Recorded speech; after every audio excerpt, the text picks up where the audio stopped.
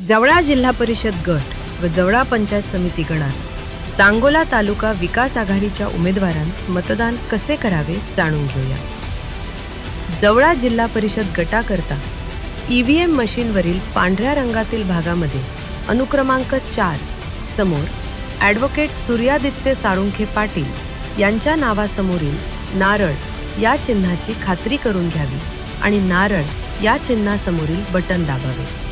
जवळा पंचायत समिती गणाकरता निळ्या रंगातील भागामध्ये अनुक्रमांक 4 समोर पूनम सुदर्शन इंगवले यांच्या नावासमोरील नारळ या चिन्हाची खात्री करून घ्यावी आणि नारळ या चिन्हासमोरील बटन दाबावे। त्यानंतर बीपचा आवाज आल्यानंतर आपले मतदान झाल्याची खात्री होईल। नारळ चिन्हासमोरील बटन दाबून सांगोला तालुका विकास आघाडीच्या उमेदवारांना प्रचंड बहुमताने विजयी करा।